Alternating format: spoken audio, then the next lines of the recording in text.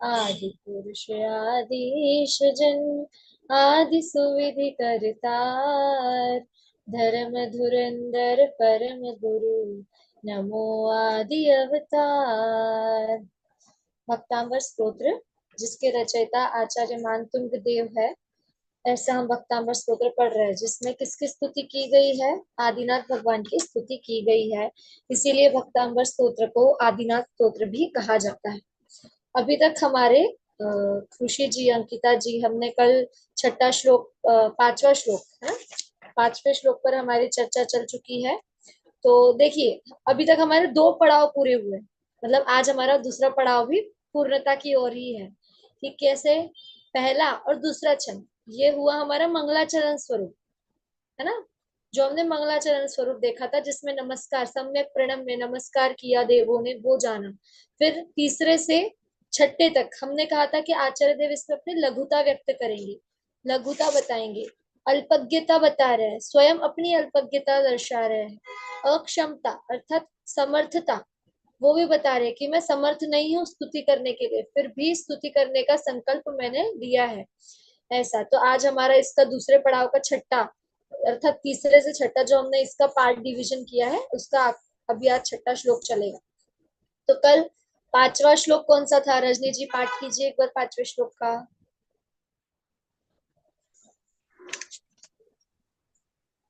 जय जिनेन्द्र दीदी, आवाज आ रही दीदी? जी जी बोलिए। सोहम तथापि तव भक्ति वसान्मुनीश आर्तं स्तवं विगत शक्तिरपि प्रवृत्ता प्रीत्यात्मवीर्यमविचार्य मृगी मृगेन्द्रं नाभेत्य किं निजशिशो परिपालनार्थम्। बहुत सुंदर। नेहा जी आप कीजिए एक बार पाठ। चलिए खुशी जी आप पाठ कीजिए। दीदी पांचवें काव्य का मैं देख के कर सकती हूँ क्या? हाँ हाँ जी बोलिए।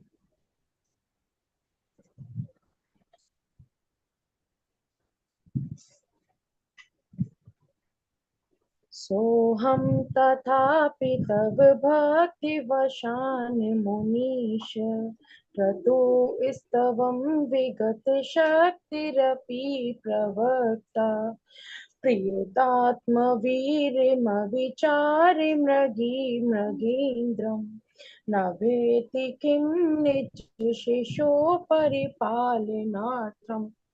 चलिए देखते हैं, हम यहाँ पे शुद्ध उच्चारण एक बार देखते हैं कैसा होता है, ठीक है? मैं एक एक पंक्ति बोलती दीदी हूँ, आप मुझे सब। कुछ बोलना भी है। हाँ जी बोलिए। मेरा ये था कि मेरी दो क्लासेस रह गई हैं, तो आप मुझे शॉर्ट में ही फोर्थ और मतलब चौथे और पांचवें काव्य के बारे में कुछ बता दीजिएगा, जिससे मुझे याद करने में आसानी हो जाए। ठीक है ठीक है, अभी अपन एक बार अर्थ उसका वापस रिवाइज कर लेंगे, ताकि अंकिता जी भी नहीं थी तो वो उनको भी एक बार रिकॉल हो जाएगा, है ना? बाकी सब आज जो सुरेखा जी वगैरह आए हैं उनके लिए भी हो जाएगा। चलिए देखते हैं, पहले पांचवा श्लोक हम पढ़ते हैं, ठीक है? सोहम तथापि तव भक्ति वशान मुनीश।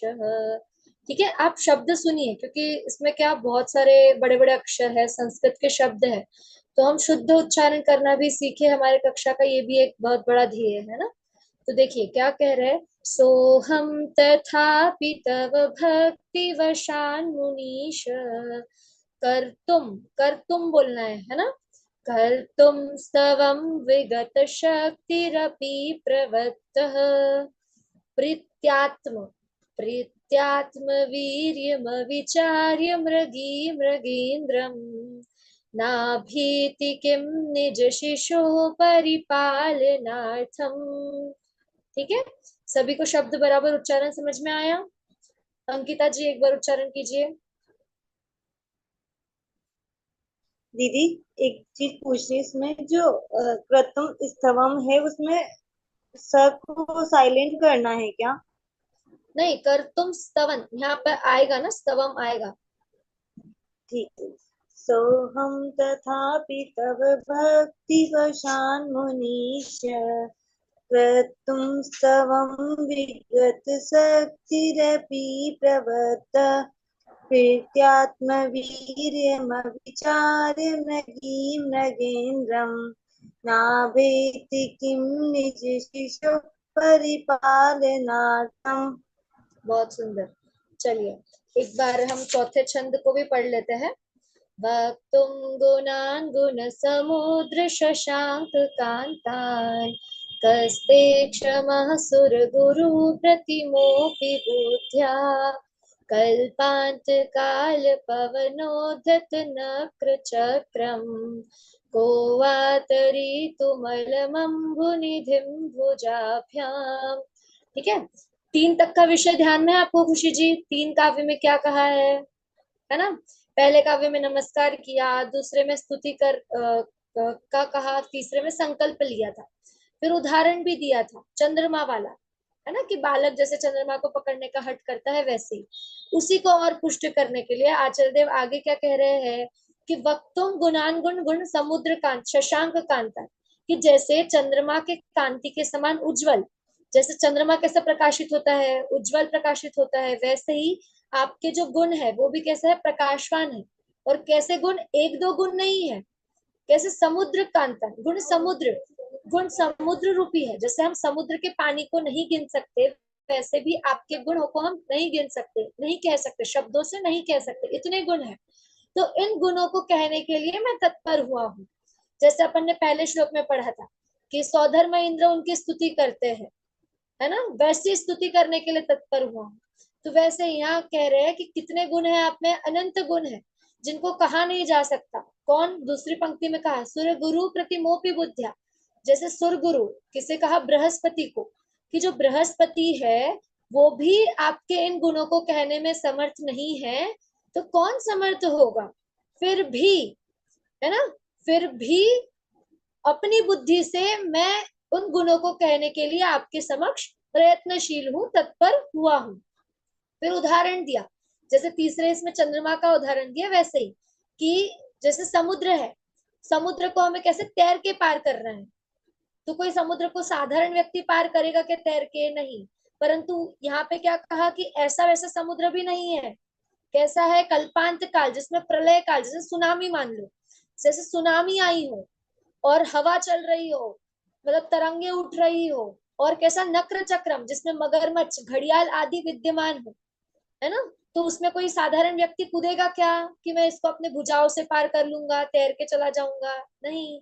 वैसे ही कि जो बृहस्पति है वे भी आपके गुणों को कहने में समर्थ नहीं है, फिर भी मैं अपनी बुद्धि से आपकी स्तुति करने के लिए तत्पर हुआ हूँ, ऐसा आचार्य देव चौथे श्लोक में कह रहे हैं। फिर पांचवें श्लोक में क्या कहा कि सोहम, वह मैं, तथापि फिर भी, तब आपकी स्तुति, कैसे? अब स्तुति करने के लिए तत्पर तो हो गया हूँ, तो क्यों स्तुति कर रहा हूँ? क्योंकि मुझे आपके प्रति भक्ति है, श्रद्धा है ना। भक्ति के वश होकर, क्या देखिए पहले पंक्ति में शब्द आया है भक्ति वशान मुनीश, यहाँ पे मुनीश शब्द आया है, जिससे हे मुनियों के स्वामी, हे मुनियों के भी ईश्वर, जो जिनवर है ना, उनके लिए यहाँ पे कह रहे हैं कि हे मुनीश, आपके भक्ति के वशीभूत होकर मैं आपकी भक्ति करने के लिए आया हूँ। कैसे? मेरी सामर्थ्य नहीं है, विगत शक्ति रपी प्रवत्त, के सामर्थ्य नहीं होते हुए भी मैं तत्पर हुआ हूँ। प्रवत्त शब्द आया ना, प्रवत्त अर्थात तैयार हुआ हूँ, कि शक्ति नहीं है मुझ में, फिर भी सामर्थ्य नहीं है, फिर भी आपके गुणों को कहने के लिए, जो चौथे श्लोक में हम कहा है कि ऐसे गुण, कैसे गुण? समुद्र रूपी गुण, जो समुद्र के जितने अनंत गुण है, वैसे गुणों को कहने के लिए मुझ में शक्ति नहीं है, पर भक्ति से, भक्ति के वशीभूत होकर मैं उन गुणों को, उन स्तुति करने के लिए आपके समक्ष तैयार हुआ हूँ। फिर उसके लिए उदाहरण दिया, प्रीत्यात्म वीर्यम अविचार्य मृगी मृगेन्द्रम ना भीति किम निज शिशो परिपालनार्थम। जैसे कल हमने एक उदाहरण देखा था कि कोई व्यक्ति 4 किलोमीटर नहीं चल सकता, पर वो शिखर जी की यात्रा कराएगा। क्यों? क्योंकि उसको भक्ति है, श्रद्धा है ना भगवान के प्रति। वैसे ही इसमें क्या उदाहरण दिया कि कोई सिंह है और एक हिरण है, और हिरण का बच्चा है, तो हिरण के बच्चे के सामने अचानक से यदि शेर आ जाए, तो हिरणी क्या अपने बच्चे को बचाने के लिए उस शेर के सामने भी खड़ी हो जाएगी। शेर ताकतवर होता है हिरण से, हिरण में इतना सामर्थ्य नहीं है कि वो शेर से अपने बच्चे के लिए झगड़ ले, मतलब लड़ ले, पर क्या, फिर भी अपने बच्चे के प्रति प्रीत्यात्मक स्नेह के वश वो अपने बच्चे को बचाने के लिए सिंह के सामने खड़ी हो जाती है। वैसे ही भक्ति के वश होकर, मुझ में सामर्थ्य नहीं है फिर भी मैं आपके भक्ति करने के लिए तत्पर हुआ हूँ। ऐसा 5वें श्लोक में हमने देखा, है ना। अब देखिए, वहां पे हमने एक प्रश्न भी किया था कि यदि आचार्य देव से कोई प्रश्न करे कि चौथे में आपने ये कह दिया था कि कौन समर्थ है कहने में गुण, तो फिर आचार्य देव से किसी ने पूछा तो आचार्य देव क्या उत्तर देंगे कि डरो मत, मैं हूं ना, मैं कोशिश कर रहा हूँ, है ना। वैसे ही अपन भी क्या कहेंगे, डरो मत, हम भी कोशिश कर रहे हैं ना भगवान के गुणों को समझने के लिए, स्तुति करने के लिए। कक्षा में हम क्यों जा रहे हैं, ताकि हम भी जो आचार्य देव ने हमें गुण बताए हैं वो हम समझ सके, है ना। वैसे ही हमें भी आचार्य देव की तरह ही, हमने कल देखा था ना कि ये श्लोक किसके लिए, क्या रोग दूर करने के लिए दिया है, रजनी जी बताइए। किस रोग को दूर करना है, शरीर रोग को? नहीं, जन्म मरण के रोग को। हाँ, पर मैंने आपको एक चीज बताई थी मेन, कि इस श्लोक से हमें क्या मिल रहा है। जैसे दूसरे लोग कहते हैं ना कि इससे जोड़ों का दर्द ठीक हो जाएगा, इससे सांप भाग जाएगा, वैसे मैंने आपको कल इस श्लोक के बारे में बताया था कि इस श्लोक से हमारा क्या बढ़ेगा। इस श्लोक आत्मबल। से हमारा, आत्मबल। हाँ बहुत सुंदर, याद आ गया आपको, है ना। आत्मबल। हमने क्या देखा था कि ये श्लोक कैसा हिम्मत बढ़ा देने वाला है। जैसे आता है ना ब्लॉकबस्टर मूवीज होती है कैसी, वो हीरो फाइटिंग करता है पर यहाँ हमारे बैठे बैठे शक्ति बढ़ती है, हाँ, जैसे कि हम ही उसकी जगह पर हो और हम ही मार रहे हो, बिल्कुल वैसे ही। कि जैसे उदाहरण दिया ना कि सामर्थ्य नहीं है हिरण में, फिर भी अपने बच्चे को बचाने के लिए शेर के सामने खड़ी हो गई है ना। वैसे ही आत्मबल लगेगा। तो वैसे ये श्लोक क्या, आत्मबल बढ़ा देने वाला है। शरीर शरीर का बल नहीं बढ़ाना है कि हमें जिम जाना है, डंबल्स वगैरह उठाने हैं, ऐसा नहीं। आत्मबल तो कैसे बढ़ेगा, जब हम जो वीतरागी सर्वज्ञ हितोपदेशी है, ऐसे जो प्रभु है, इनके जो ये गुण है, इन गुणों को समझेंगे और ये जानेंगे कि ऐसी शक्ति हम में भी छुपी हुई है, बस हमें प्रकट करना है। जैसे कोई दिया है और उसके ऊपर हम कटोरा ढक दें और दिया जल रहा हो, तो कैसा, बस कटोरा हटाने की देर देर है। यदि रूम में अंधकार है और यदि हम बस कटोरा उठा दिया तो क्या प्रकाश हो जाएगा। वैसे ही हम इस श्लोक का पाठ तो बहुत बार कर चुके हैं, पर बस ये जानना आवश्यक है कि ये शरीर रोगों को मिटाने के लिए नहीं हमें बोलना है, आत्मबल बढ़ाने के लिए बोलना है ना। वैसे ही अब आचार्य देव अगला जो श्लोक लिख रहे हैं, अभी तक देखिए हम क्या बोल रहे हैं, भक्तांबर स्तोत्र स्तुति हमने पहले ही देखा था, परंतु अभी तक जो हमने काव्य देखे उसमें स्तुति कहीं पर भी प्रारंभ नहीं हुई है। अभी तो आचार्य देव केवल संकल्प ले रहे हैं, सामर्थ्य बता रहे हैं, अपनी अक्षमता बता रहे हैं कि मैं सामर्थ्य नहीं हूं तो मैं कैसे आपकी स्तुति करूंगा, कैसी स्तुति होगी, अर्थात तो कैसी अद्भुत स्तुति होगी। अभी तो वो प्रारंभ ही नहीं की है ना। वो कब से होगी, 7वें श्लोक से। जैसे हमने अभी तक 2 पड़ाव देखे कि मंगलाचरण स्वरूप और जो लघुता बता रहे हैं, अल्पज्ञता बता रहे हैं आचार्य देव, अपनी अक्षमता बता रहे हैं गुणों को कहने के लिए। वैसे ही 7 से लेकर 26वें श्लोक तक, कहां से, 7 से लेकर 26वें श्लोक तक आचार्य देव फिर जिनेन्द्र स्तुति, जो स्तुति है वो कहेंगे, और उसका जो फल, उससे जो हमें फल मिलेगा, जो वास्तविक फल है वो हमें बताएंगे। फिर उसके बाद हम अष्ट प्रातिहार आदियों की चर्चा भी अनेक श्लोक के माध्यम से करेंगे। चलिए, तो अभी क्या कह रहे हैं कि अभी स्तुति तो चालू नहीं हुई है, ये तो हमारा अभी आचार्य के साथ बेस बना रहे हैं, है ना, बेस बना रहे हैं। तो अब उसका हमारा बेस की अभी आखिरी पड़ा हुआ है, जिससे हम घर के लिए नींव डालते हैं। तो बस आज हमारा स्लैब डलने वाला है ना। फिर हम घर, मतलब नींव पूरी डल जाएगी, फिर हम घर बनाना शुरू करेंगे कल से 7वें श्लोक से। चलिए, तो आज हमारी नींव को हम पूरा पक्का कर लेते हैं अच्छे तरीके से, है ना, 6ठे श्लोक के माध्यम से, है ना रेणु जी। चलिए पढ़ते हैं 6ठा श्लोक। एक बार पाठ कर, कल हमने एक बार पाठ किया था, फिर एक बार अभी वापस पाठ करते हैं, एक बार 6ठे श्लोक का। सभी के सामने स्क्रीन पे आ रहा है। अल्पश्रुतं श्रुतवतां परिहासधाम त्वद्भक्तिरेव मुखरीकुरुते बलान् माम् यत् कोकिलः किल मधौ मधुरं विरोति तच्चाम्र चारु कलिका निकरैक हेतु। चलिए रेणु जी पाठ कीजिए आप।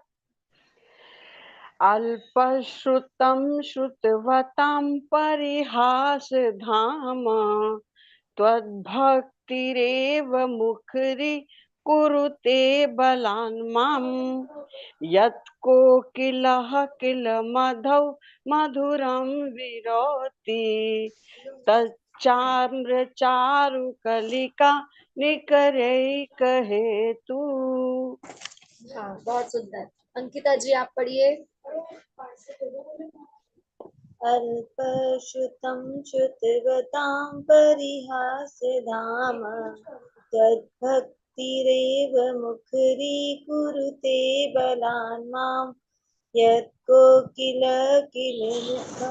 मधुरं विरोति तच्चाम्रचारुकलिका निकरेक हेतु। बहुत सुंदर। चलिए देख शाब्दिक अर्थ देखते हुए हम फिर सामान्य अर्थ करेंगे। देखिए क्या कह रहे हैं, अल्पम अल्पश्रुतम है ना, अल्प माने थोड़ा, और श्रुतम, श्रुतम के हम यहाँ दो अर्थ निकाल सकते हैं कि एक तो शुद्ध, शुद्ध किसे कहते हैं, आगम को, द्वादशांग है ना, और दूसरा शुद्ध, शुद्ध ज्ञान, हम ये भी अपेक्षा ले सकते हैं। तो क्या कह रहे हैं, अल्प शास्त्रों को जानने वाला, जो अल्प शास्त्रों को जानने वाला हूँ। आचार्य देव अपने को कैसा कह रहे हैं कि मैं तो केवल अल्प शास्त्रों को जानने वाला हूँ। कैसे, फिर आगे क्या कह रहे हैं, श्रुतवताम, श्रुतवताम अर्थात विद्वानों को, है ना, श्रुतवताम जो संपूर्ण द्वादशांग है उसके जो ज्ञाता हो गए हैं, ऐसे जो विद्वान है उनके लिए। परिहास, परिहास धाम अर्थात क्या, हंसी का पात्र बनूंगा, है ना। परिहास, परिहास के भी हम दो अर्थ निकाल सकते हैं। आनंद, आनंद मानना, उसके लिए भी परिहास बोलते हैं कि आनंद हो रहा है, परिहास हो रहा है ना। और दूसरा हंसी करना, किसी का मजाक उड़ाना, उसके लिए भी हम परिहास शब्द का प्रयोग करते हैं। तो पहली पंक्ति का अर्थ क्या हो रहा है कि मैं कैसा हूँ, अल्प शास्त्र को जानने वाला हूँ, और अब मैं आपकी स्तुति करने के लिए तत्पर हुआ हूँ। तो जो विद्वान लोग हैं वो तो मेरी हंसी उड़ाएंगे, क्योंकि उनको तो संपूर्ण द्वादशांग का आगम का ज्ञान है, और मैं कैसा, अल्प ज्ञानी। लघु, देखिए लघुता कितनी दर्शा रहे हैं आचार्य देव अपने लिए, है ना। स्तुति कर रहे हैं, कह रहे हैं, गुणों को बता रहे हैं, और कैसा कि मैं अल्प ज्ञानी हूँ, घमंड नहीं है। और हमें क्या, थोड़ा सा 10th पास कर ली, 12th पास कर ली, अच्छे परसेंटेज आ गए, मैं मैथ्स का टॉपर हूँ, क्लास में टॉपर हूँ, है ना। मुझे कुछ भी क्वेश्चन पूछ लो मैथ्स का, मैं यूं चुटकियों में सॉल्व कर दूंगा, घमंड आ जाता है। पर आचार्य देव घमंड नहीं कर रहे, मान नहीं कर रहे कि मैं श्रेष्ठ हूँ, मेरे जैसी स्तुति तो कोई कर ही नहीं सकता, ऐसा नहीं कर रहे। क्या कह रहे हैं, मैं तो अल्प शास्त्र को जानने वाला हूँ, और जो विद्वान है यदि मैं ऐसी स्तुति करूंगा तो वो मुझ पर हंसेंगे, ऐसा आचार्य देव कह रहे हैं। फिर क्या कह रहे हैं, त्वद भक्ति रेव मुखरी कुरुते बलान्माम, त्वद आपकी, आपकी भक्ति रेव, आपकी भक्ति ही, क्या कह रहे हैं, कल हमने देखा था ना, भक्ति में ही शक्ति है ना। बस वही कह रहे हैं कि आपकी भक्ति ही मुखरी कुरुते, प्रेरित करती है ना, प्रेरणा दे रही है। मुखरी कुरुते बलान माम, बलपूर्वक, बलान माम, यहाँ दो शब्द आ जाएंगे, बलात् और माम, तो बलपूर्वक मुझको, मुझको अर्थात आचार्य मानतुंग देव अपने स्वयं के लिए कह रहे हैं कि मैं अल्प शास्त्रों को जानने वाला हूँ, और जो विद्वान है वो तो सभी शास्त्रों को जानने वाले हैं, ज्ञाता है, विद्वान है, तो मुझे कैसा परिहास करेंगे, हंसेंगे मुझ पर फिर भी आपकी भक्ति के वशीभूत होकर, आपके भक्ति ही मुझे प्रेरणा दे रही है कि मैं बलपूर्वक आपकी भक्ति करने के लिए तैयार हुआ हूँ, है ना। फिर आगे अब उदाहरण दे रहे हैं, देखिए ये भी कितना सुंदर उदाहरण है। यत कोकिलः किल मधौ मधुरम विरौति, क्या कह रहे हैं, यत, जब, कोकिलः कोयल, है ना, ब्लैक कलर की होती है, काले काले रंग की पूरे कोयल, हम बोलते हैं ना कि कोई यदि सुंदर बहुत अच्छा गाता हो तो कोयल कंठी है ना। वैसे ही कोयल जैसी आवाज है, मीठी मधुर वाणी है उसकी, वही कोयल है यहाँ, है ना। जब कोयल, किल निश्चय ही, वास्तव में निश्चय ही, मधु बसंत ऋतु में, है ना, बसंत ऋतु में मधुरम, सुरीली आवाज में, मधुर, है ना, विरौती बोलती है। क्या, जब कोयल निश्चय ही बसंत ऋतु आता है तब सुरीली आवाज में बोलती है। फिर आगे, तच्चाम्र चारु कलिका निकरैक हेतु, तच्चाम्र, तत् च आम्र, और तब च और, है ना, तत् तब, आम्र आम्रफल ही, आम्रफल ही, चारु कलिका सुंदर मंजरी का, है ना, निकरैक, यहाँ पे भी देखिए हम शब्दों को अलग अलग करेंगे तो कैसा होगा, निकर, निकर, और एक हेतु, तो निकर का अर्थ होगा समूह, जो आम्र मंजरी का समूह है ना, वो समूह, और एक हेतु, एकमात्र कारण है। हेतु अर्थात क्या, कारण। तो एकमात्र जो कारण है कोयल का बोलने के लिए, क्या, आम्र मंजरी। जब आम्र मंजरी खिलती है तब कोयल बसंत ऋतु में मधुर वाणी बोलती है। तो उसको निमित्त क्या हो गया, आम्र मंजरी।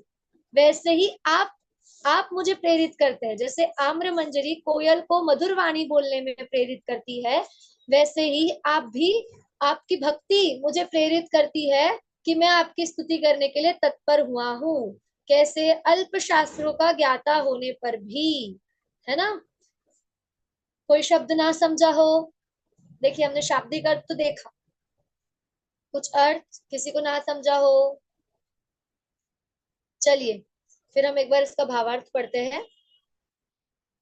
पीडीएफ देखिए क्या कह रहे हैं आचार्य देव भावार्थ में। आचार्य श्री आचार्य श्री स्तुति रचना का कारण प्रकट करते हुए उसमें अपने कर्तृत्वपने का निषेध करते हैं। देखिए जैसे हमने देखा था कि आचार्य देव अपने मन का नहीं कह रहे, अपने मन से नहीं कह रहे, है ना, वो तो क्या अपनी लघुता ही व्यक्त कर रहे हैं। वे कहते हैं कि हे आदिनाथ भगवान, मैं अल्पज्ञ हूँ, मैं अल्पज्ञ हूँ, अल्पम श्रुतम, है ना, अल्प शास्त्रों को जानने वाला हूँ, शास्त्रों का विशेष जानकार नहीं हूँ, विद्वान नहीं हूँ, श्रुतवताम नहीं हूँ। एक और शब्द आया था, चलिए पिछले श्लोक से, श्रुतवताम के लिए हमने एक शब्द पढ़ा था, श्रुतवताम, विद्वानों के लिए, बताइए, कीजिए याद।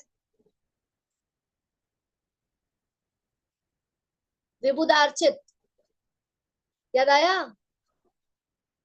है ना, विबुधार्चित वहां किया था ना, कि विद्वानों द्वारा पूजित, अर्चित, है ना, विशेष जो द्वादशांग के जो ज्ञाता है, गंधर्व देव है, उनके द्वारा अर्चित, पूजित है। वैसे ही यहाँ कह रहे हैं श्रुतवताम, विद्वानों के द्वारा, है ना। फिर देखिए आगे क्या कह रहा है, तथापि स्तुति करने के लिए तत्पर हुआ हूँ, ऐसा करने से निश्चय ही मैं विद्वानों की हंसी का पात्र बनूंगा। अब जैसे यदि कोई बालक है, और या बालक नहीं, कोई साधारण व्यक्ति भी है, यदि वो कोई बालक जैसी चेष्टा करेगा तो जो बड़े व्यक्ति है वो सब कैसे उसका मजाक उड़ाएंगे, है ना। वैसे ही कि ये कैसी चेष्टा कर रहे हो, वैसे ही मुझ में आपके गुणगान करने की शक्ति तो नहीं है, परंतु भक्ति अवश्य ही बलवती है। देखिए यहाँ पे मुख्य क्या है कि भक्ति के कारण, भक्ति के वश, है ना, भक्ति ही प्रेरित कर रही है, स्तुति करने के लिए वाचाल कर रही है, विवश कर रही है। फिर अब उदाहरण, जैसे जैसे कि कोयल में यदि स्वतः बोलने की शक्ति होती है तो वह वसंत ऋतु के अतिरिक्त अन्य ऋतुओं में भी बोलती हुई सुनाई देती है, परंतु वह तो तभी मीठी वाणी बोलती है जबकि बसंत ऋतु में आम्र वृक्षों की मंजरियां लहलहा उठती है, अर्थात आमों की गौर ही उसके बोलने के प्रेरणा केंद्र है। उसी भांति आपकी गुण मंजरी ही एकमात्र मुझ अल्पज्ञ की स्तुति का प्रेरणा केंद्र बनी हुई है। देखिए जैसे कोयल को आम्र मंजरी प्रेरणा दे रही है, वैसे ही आपकी गुण रूपी मंजरी, यहाँ पे हमें क्या गुण रूपी मंजरी लेना है, कि वितरागी, सर्वज्ञ, हितोपदेशी, जो 47 शक्ति के धारी, ऐसे अनंत गुण जो हम गिना भी नहीं सकते, ऐसे अनंत गुण जो मुझ में भी विद्यमान है और जो आपने प्रकट कर लिए हैं, ऐसे गुण रूपी मंजरी का समूह, उनकी स्तुति करने के लिए मैं तत्पर हुआ हूँ, ऐसा कह रहे हैं।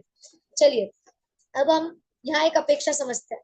जैसे हमने शब्द पढ़ा परिहास धाम।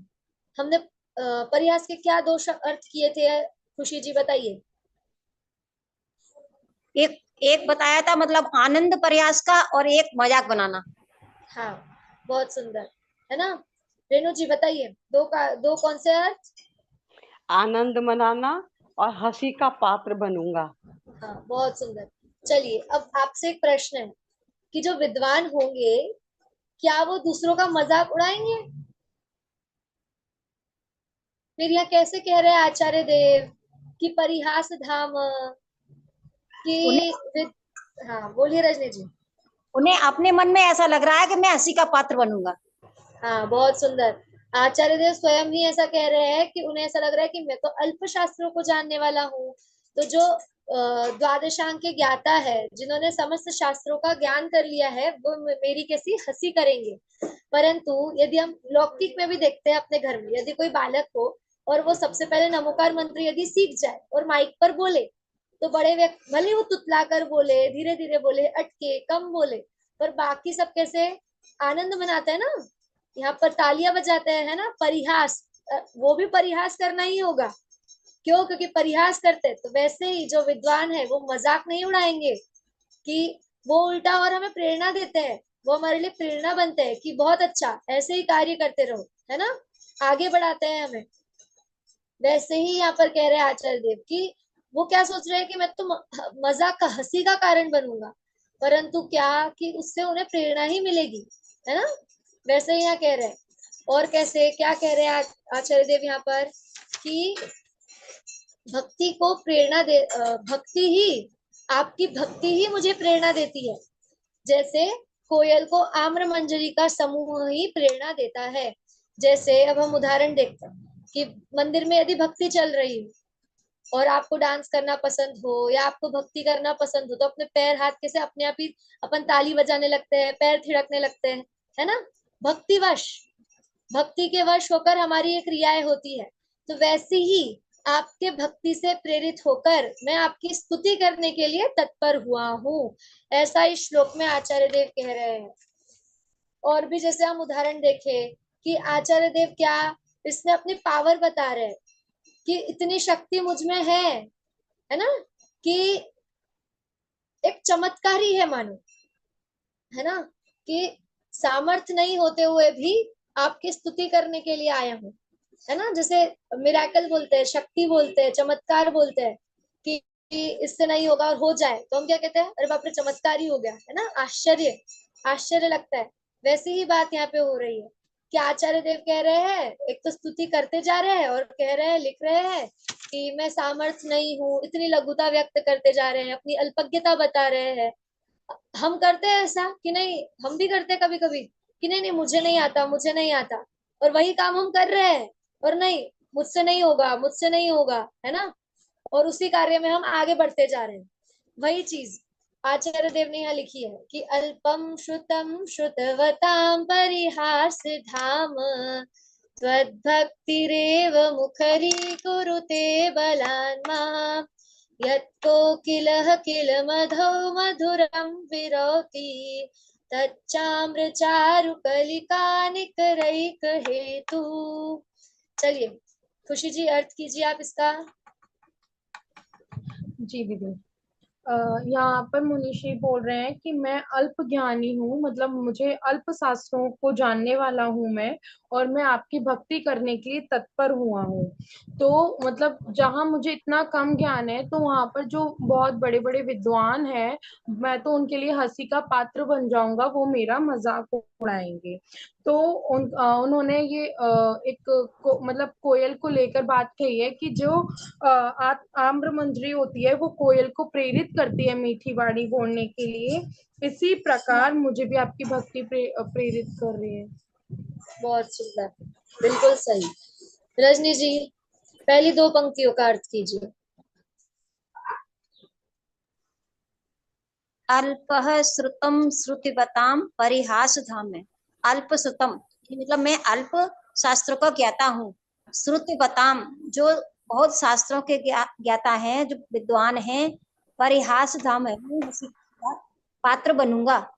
सभी भक्ति रेव मुखरी कुरते बलान्माम तद भक्ति रे, ये मतलब फिर भी भक्ति बस, मुखरी कुरते बलान्माम, ये बलात् ही आपकी भक्ति बस, मैं आपकी भक्ति करने के लिए तैयार हुआ हूँ। हाँ, बलपूर्वक ही आपकी भक्ति करने के लिए मैं तैयार हुआ हूँ। चलिए अंकिता जी, अगली दो पंक्तियों का अर्थ कीजिए आप। यत दीदी से आगे बोल रहे कि यत मतलब जब कोकिल जो कोयल होती है कि निश्चय से मधु यानी मधु यानी जो बसंत ऋतु होती है मधुर आवाज में विरति यानी बोलती है। तो तच्चाम चारु कलिका, तच्चाम जो तत् मतलब जब तब जब आम चारु, चारु का मतलब है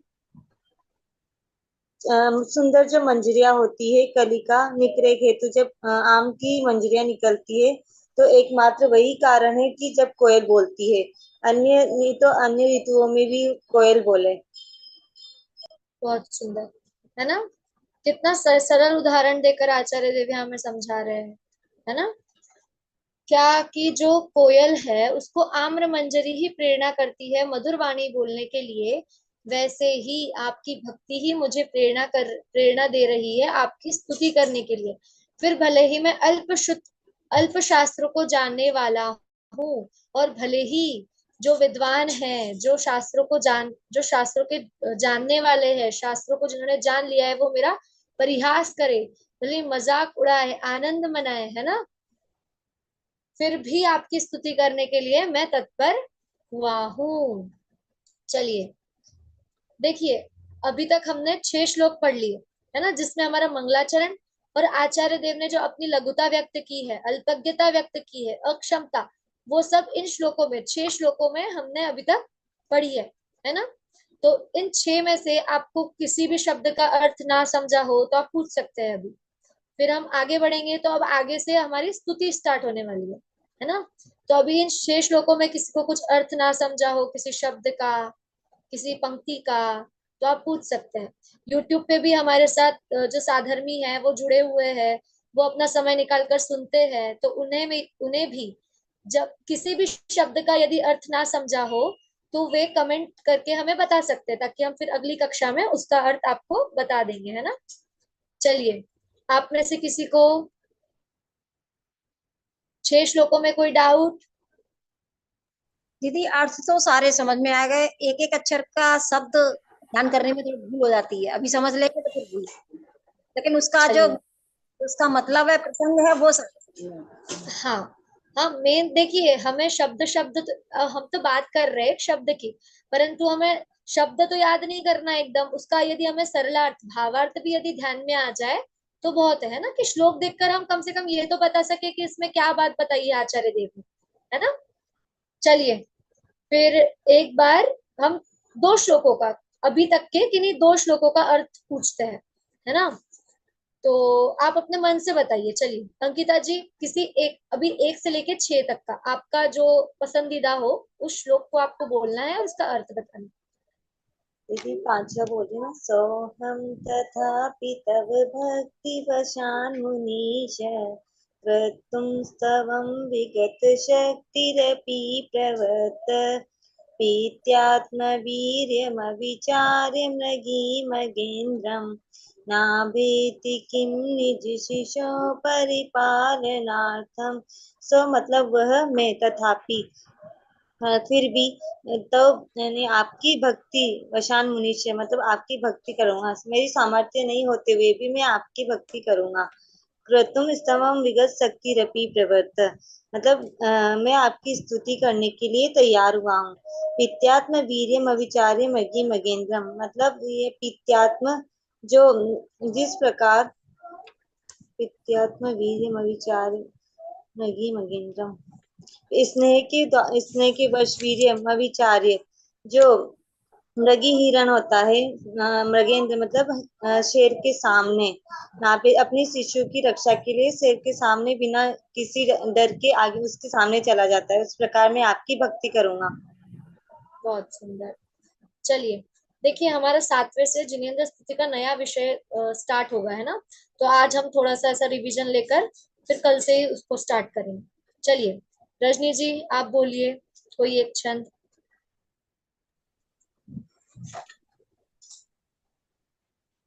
भक्तामर प्रणते मौलिमणि प्रभाणा मुख्योतकं दलिति पापितमोवितानम। इसमें बता रहे हैं भक्तामर, भक्त जो अमर होने के लिए प्रार्थना करते हैं, प्रणत प्रणाम करते हैं, मौल मने मुकुट, मणि मने मुकुट की जो मड़ियां है, उद्योतकम दलित पाप तमो वितानम, तो उनकी मुकुटों की मड़ियां उद्योतमान होती हैं, अधिक उद्योतमान होती हैं। उद्योतकम दलित पाप तमो वितानम, इस प्रकार से प्रकाशमान होती है जिस प्रकार अंधकार प्रकाश होते ही अंधकार नाश को प्राप्त होता है। सम्यक प्रणम पाद युगम युगादा, सम्यक प्रकार से नमस्कार करके युगम युगादा, मतलब दोनों चरण कमल को, युगादा माने आदि युग के प्रारंभ में जो आजनाथ युगादा, वालम वनम भवजले पतिताम जनानम, वह आलम्बन है यानी सहारा है, भवजले पतिताम जनानम, समुद्र भवरूपी समुद्र में गिरते हुए प्राणियों के लिए, ऐसे चरण युगल उन प्राणियों के लिए उसका सहारा है। बहुत सुंदर है ना। आपने पहला ही छंद का अर्थ बताया, बहुत सुंदर। और उसमें हमें ध्यान देने की बात क्या है कि जहाँ हम भूल कर देते हैं, पाप तमो वितानम, है ना, केवल अंधकार को प्रकाशित नहीं करना है। जो पाप रूपी अंधकार कहा है, पाप रूपी अंधकार को प्रकाशित करने की बात हो रही है कि पापों को नाश कर देने वाला ऐसा ज्ञान रूपी जो प्रकाश है वो हमें प्रकट हो, है ना। चलिए खुशी जी।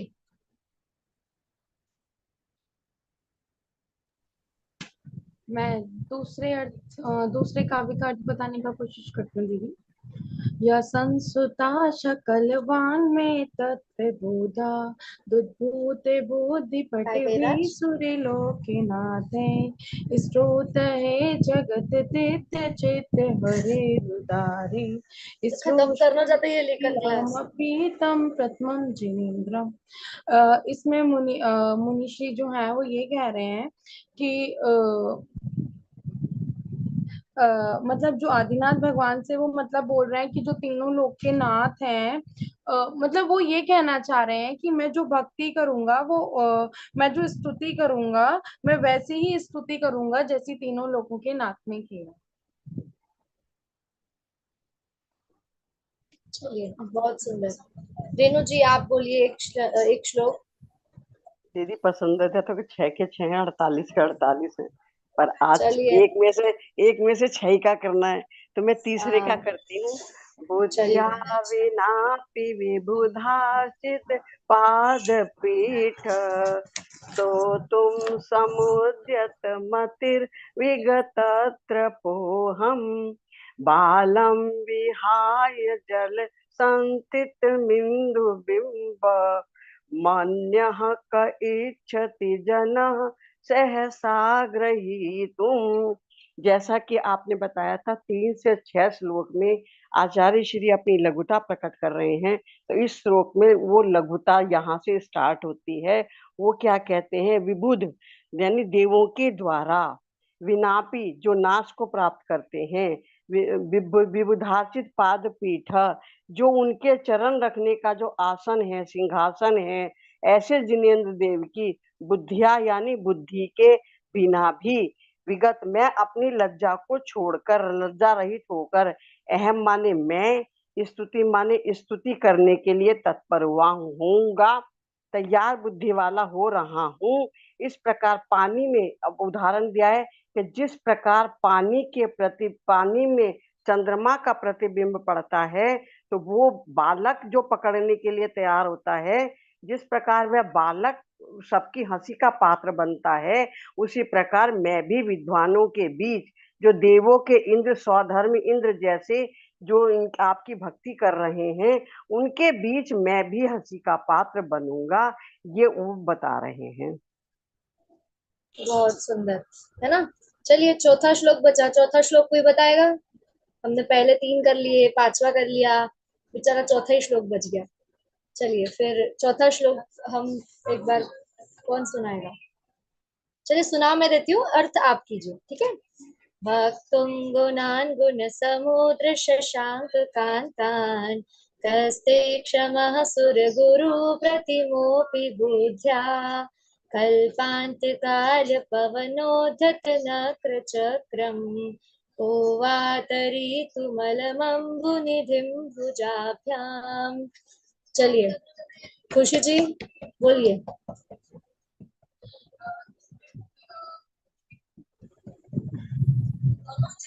आपने आज मुझे रिपीट किया था, मैं कोशिश करती हूँ क्योंकि मैंने ये अभी खुद से नहीं पढ़ा है।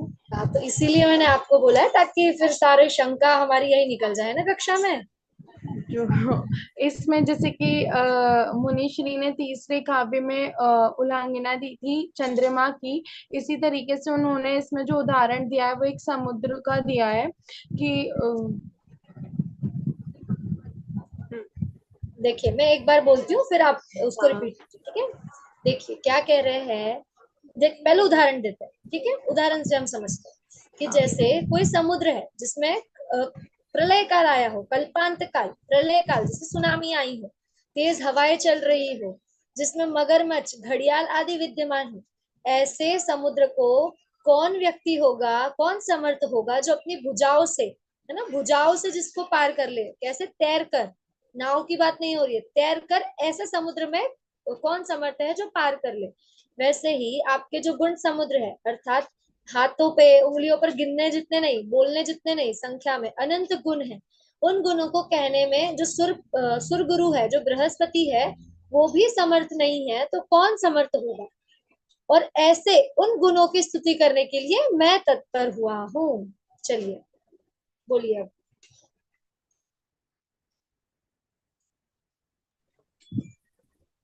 जी मैं बोलूं फिर से। हाँ जी तो मुनिश्री मतलब बोल रहे हैं कि जो समुद्र है मतलब इतने समुद्र को तैरने की हर किसी की क्षमता नहीं होती है, सब लोग उसको पार नहीं कर सकते हैं। तो मैं इतना मतलब सक्षम नहीं हूँ, उसके बाद भी आपका जो ज्ञान है मतलब उन्होंने ज्ञान को समुद्र से तुलना की है, तो मैं उसको फिर भी मतलब आपकी भक्ति करने के लिए तत्पर हुआ हूँ, फिर भी करना चाहता हूँ मतलब। ठीक है, बहुत बढ़िया। चलिए तो एक बार छठे श्लोक का अर्थ जो आज हमने देखा उसको देखते हैं कि क्या कह रहे हैं कि अल्प शास्त्रों को जानने वाला होने से कौन, आचार्य मानतुंगे स्वयं अपने लिए कह रहे हैं कि मुझको अल्प शास्त्रों का ज्ञान है, तो जो विद्वान है, जो श्रुतवताम है, उनके लिए मैं कैसा हंसी का पात्र बनूंगा, परिहास धाम, हंसी का पात्र बनूंगा। परंतु क्या, आपकी भक्ति ही मुझको प्रेरणा दे रही है, बल दे रही है कि मैं आपकी भक्ति करने के लिए तत्पर हो रहा हूँ।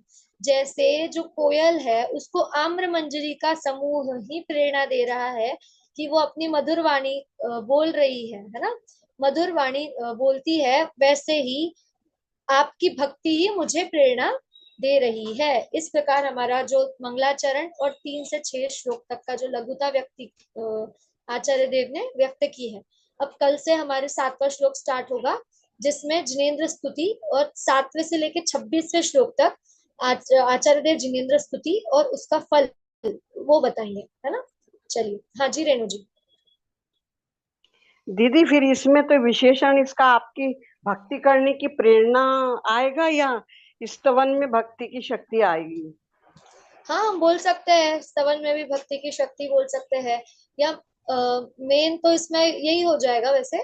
और हम बोल सकते हैं कि भक्ति में ही बोला है, ठीक है। कि उत्तरी भक्ति को की ही दे, प्रेरणा, हाँ भक्ति भक्ति की की, प्रेरणा देने वाला श्लोक है ये जी जिनवाणी। जी। प्रभुदेव तुम्हारे पवित्र मुख से निशत जो शीतल वाणी, जग जन मन के मल को धोती, अतः कहाते जिनवाणी।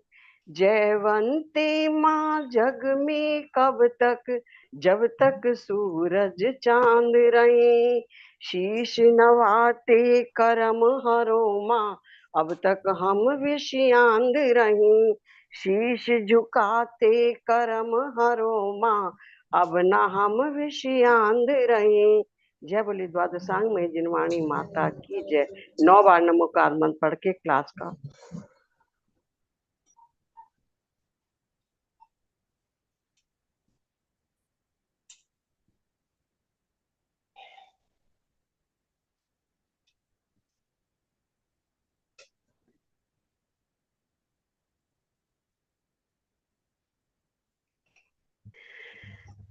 देखिए एक साथ एक हाँ दीदी बोली। जी, देखिए अभी हमने जिनवाणी स्तुति की आखिरी जो पंक्ति पढ़ी है ना कि पाप का नाश करना है ना, तो ऐसी ही स्तुति अब 7वें श्लोक में आचार्य देव हमें बता रहे हैं पाप क्षय का कारण है ना। दीदी तो उसको इसलिए हम बोली आज, ये इसलिए जी बोली।